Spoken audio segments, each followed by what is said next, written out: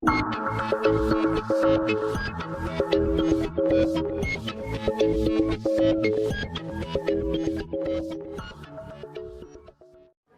मैं हूं दिग्विजय और आप देख रहे हैं तर्क ज्ञान। और इस समय हम डीसीएसी में हैं और 5वां संस्करण तर्क मंच आयोजित किया गया है, जिसका फाइनल मैच अभी कुछ देर में आपके सामने होगा। लेकिन उससे पहले ओसी हमारे साथ है।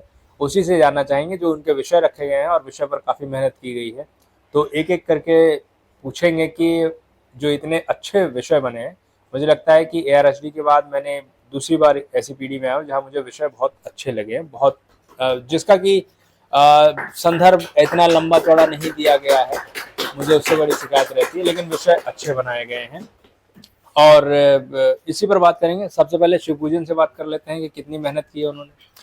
टॉपिक के लिए भैया हमारे साथ हमारी टीम पूरी थी, रूपक, पीयूष, सौरभ और उसके साथ हमारे जूनियर्स महेश, प्रियांशु, सिद्धार्थ, सबने मिलकर बहुत सारा काम किया टॉपिक्स के लिए। और इसमें टॉपिक में एक और हम मतलब योगदान कहे जो हमारे टीचर इंचार्ज हैं शशांक सर, उनका भी बहुत बड़ा योगदान रहता है हमारे टॉपिक्स के बीच। मतलब टॉपिक्स ये लोग प्रपोज करते हैं, सामने की सारी टॉपिक्स है, कितने सारे टॉपिक्स तो रिजेक्ट होते हैं, उसके ऊपर डिस्कशन चलते रहते हैं, बार बार टॉपिक्स बनाते रहते हैं। तो यही है कि एक प्रोसेस में आप अच्छे तरीके से काम करते हैं, पिछले टॉपिक्स को एनालाइज करते हैं। और टॉपिक्स रखने का एक पीछे का मेन रीजन ये भी है, सर्किट में बहुत सारे डिबेट हम ऐसे देखते हैं जहां पे आपको ये चीज चाहिए कि आपको बहुत कुछ पढ़ा होना चाहिए तब आप डिबेट करोगे। लेकिन हमने और जो हमारी टीम ने प्रयास किया यहाँ पे टॉपिक्स कि जो रियल लाइफ में आप एक्सपीरियंस कर रहे हैं, जो प्रैक्टिकलिटी की चीज है, उस पर आप कितने अच्छे से डिबेट कर सकते हो। आपने हमारा सेमीफाइनल का भी टॉपिक देखा होगा, जो करंट इशू है, कल रात में वक्त वोट पर डिबेट हुई और उसके ऊपर टॉपिक रखा हमारे सेमीफाइनल में, और कितनी बेहतरीन डिबेट हुई।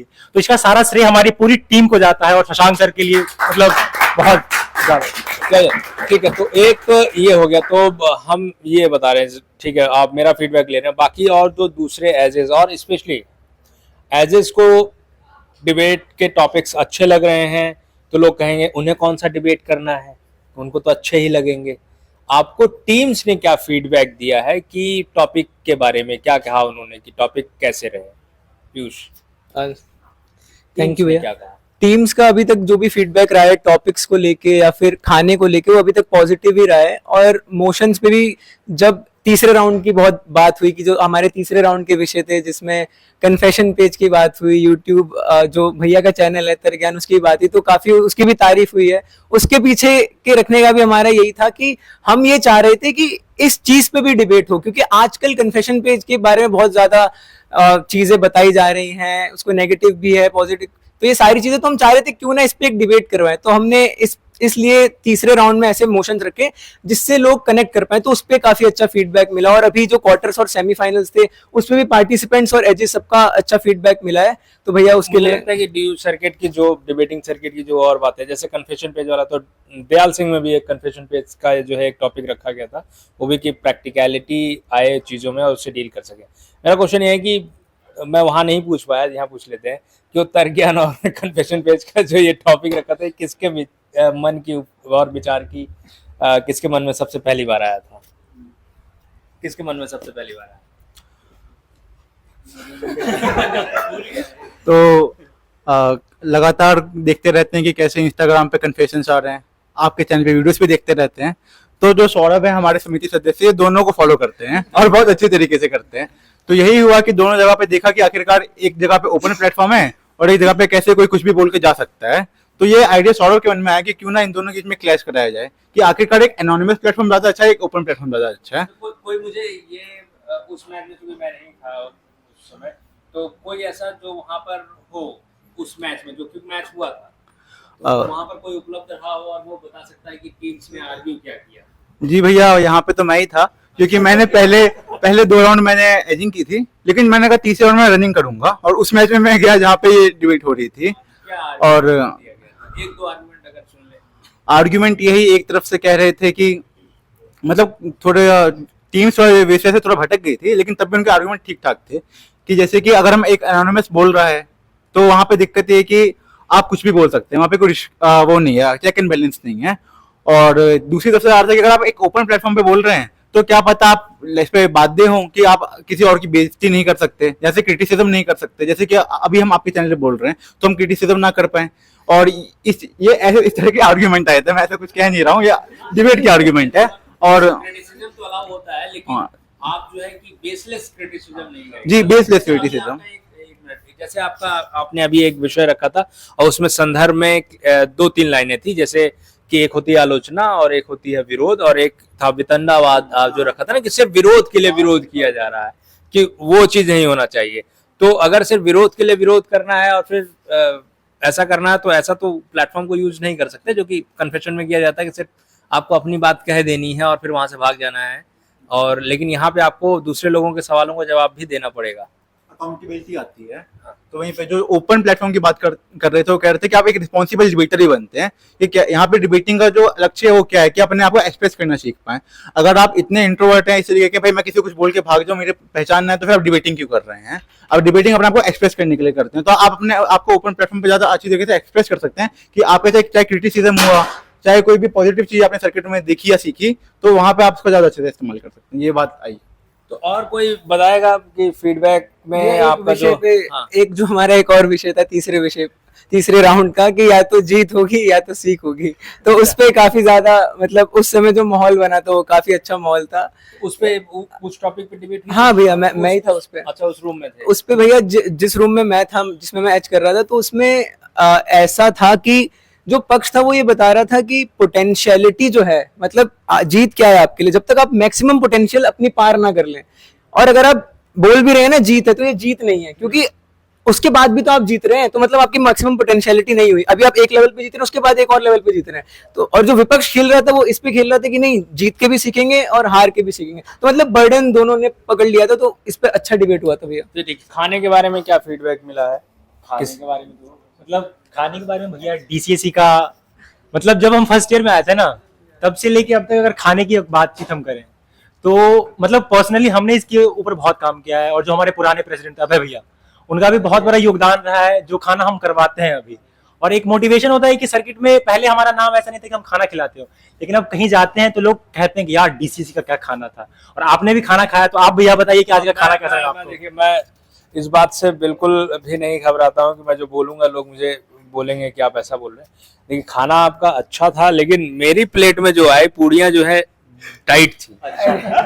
तो मैं ये कहूंगा कि और मतलब फिर जो और साथ में लोग बैठ के खा रहे थे वो कह रहे थे कि किसी जैसे मंगाए कि उसी के किसी वॉलंटियर को कह दिया कि भाई पूड़ी लेके आओ, बोले भाई नरम लेके आना। पूड़ियाँ जो है टाइट हो गई थी, इस बात का ध्यान रखेंगे। दूसरा, और मुझे लगता है कि फेस्ट चल रहा था, तो इस वजह से भी कि उसमें खिला दिए जाए, टाइट और नरम एक साथ सबको दे दिया जाए। प्लेट में जो लास्ट की 2 पूड़ियां थी वो नरम थी। हाँ, वो नरम थी, नरम। हाँ, वो चेक करके लेकर आए थे। तो खैर ऐसा, लेकिन खाना बहुत अच्छा था। और उसमें खाने में हलवा बहुत जबरदस्त था, और दूसरी बात दाल जो है बहुत जबरदस्त थी। मतलब खाना बहुत अच्छा था। बस वही मुझे लगा कि मुझे ही दे दिया गया है, तो एक ऐसा फीडबैक जो है मिला। बाकी सब लोगों को नरम पहुंच गई थी, तो नरम और गरम चलता रहता है। खैर खाना आपका अच्छा था, बाकी और व्यवस्था अच्छी थी।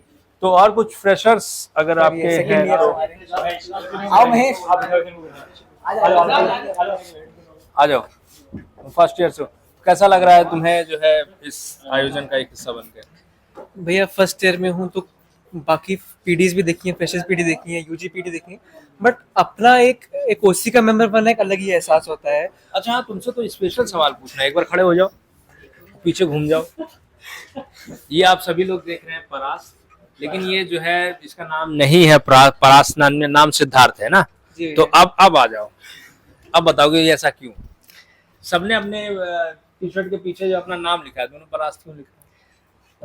भैया इसके कुछ व्यक्तिगत कारण भी है और डिबेटिंग के कारण भी है। अच्छा, डिबेटिंग में कहीं ना कहीं जहाँ पर मैं टेंस हो जाता हूँ, मतलब खेलते खेलते वहां मैं परास्त हो जाता हूँ।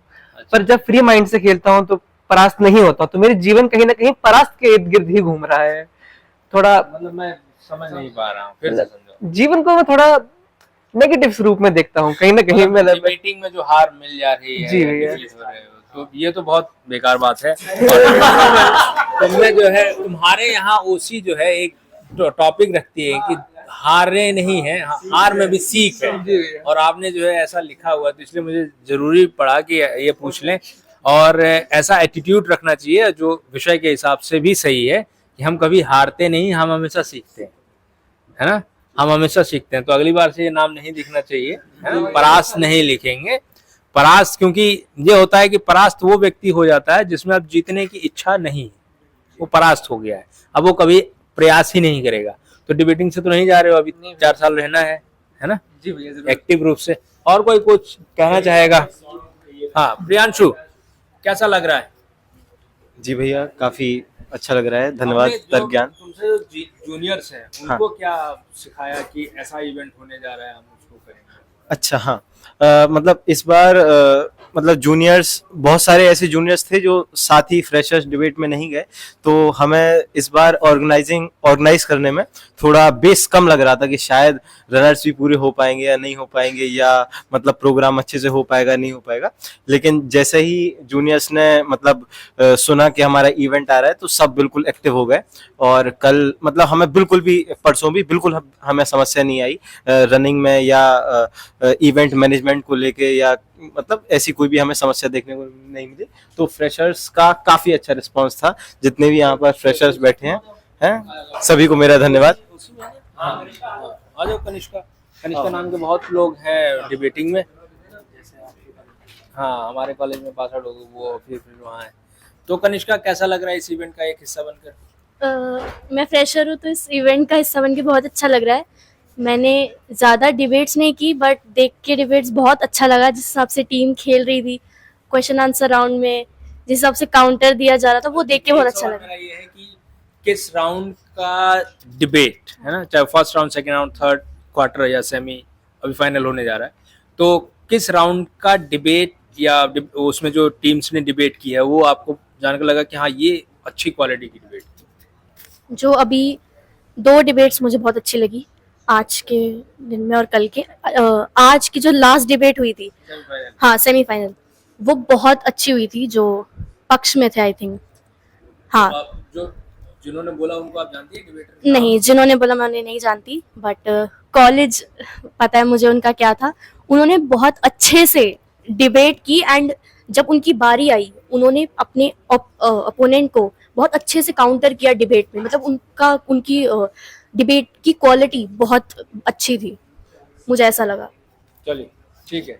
और कोई डीसीएससी को, मैं पूरी समिति को एक बात और कहना चाहूँगा कि ये समिति एक तरीके से विशेष लाभ ले रही है। कैसे?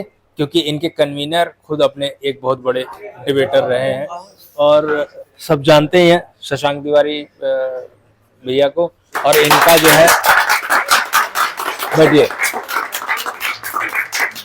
कन्वीनर है। तर्क ज्ञान पे आप जाएंगे, डिबेटिंग मेमोरीज करके प्लेलिस्ट को ओपन करेंगे तो शशांक भैया का पूरा का एक इंटरव्यू है, पूरी डिबेटिंग जर्नी कहाँ से शुरू की और कैसे वो डिबेट करते थे, सीखते थे। मैं कहूंगा कि विवेक्षा के जितने लोग हैं सब लोग जाकर उस वीडियो को देखें। तो शशांक भैया, आप डिबेटर रहे और आप आज डिबेटिंग के कन्वीनर हैं सोसाइटी के, तो आपका अनुभव और उसका कितना लाभ उठा पा रहे हैं, या फिर आप कह सकते हैं कि एक्स्ट्रा बेनिफिट मिल रहा है विवेक्षा के टीम्स को? विवक्षा वालों को क्या बेनिफिट मिल पा रहा है, ये दृष्टिकोण तो मैं अपनी जगह पर खड़ा होकर के उसका मैं अंदाजा नहीं लगा पाता। लेकिन मेरे लिए बढ़िया है कि मुझे ऐसा लगता है कि एक दूसरी पारी मेरी शुरू होती है, जिसमें क्रिकेटर खेलते हैं फिर कोच हो जाते हैं। हाँ तो अभी फिलहाल इसमें क्या है कि इसमें जो कन्वीनर की भूमिका है, इस भूमिका में कोचिंग जैसा कोई विषय नहीं है। इसमें क्या है कि प्रबंधन का विषय है, और इसमें मेरी ओर से मेरा आग्रह हमेशा यही रहता है कि छात्रों को स्वयं से जितना हो सके उतना उपक्रम अपने हाथ से लेना चाहिए, अपने इनिशिएटिव्स लेने चाहिए। और मेरी भूमिका केवल और केवल एक ऐसे दर्शक की होनी चाहिए जो केवल उसी समय हस्तक्षेप करे जब उसे लगे कि गाड़ी पटरी से नीचे उतर रही है। लेकिन विवक्षा के जो ये हमारे छात्र हैं, इन्होंने कभी भी गाड़ी को पटरी से नीचे नहीं उतरने दिया है, और मुझे उम्मीद है कि ये कभी पटरी से उतरने भी नहीं देंगे, क्योंकि बड़े सक्षम छात्र हैं और अलग अलग विषयों का गंभीरता से अध्ययन करते हैं। कई बार तो ऐसे चिंतन के नवीन बिंदु लेकर के मेरे सामने आते हैं कि मैं खुद भी अचंभित रह जाता हूँ। तो मैं भी उन बिंदुओं से सीखता हूँ।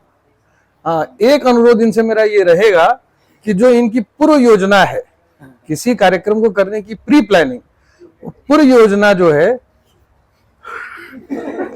पूरी योजना के ऊपर इनको जो है थोड़ा समय रहते जोर लगा करके काम करने की आवश्यकता है। उसके अलावा बाकी सभी चीजों में इन लोगों का जो प्रदर्शन है वो उत्कृष्टता के उच्चतम सोपानों को छूने के योग्य है।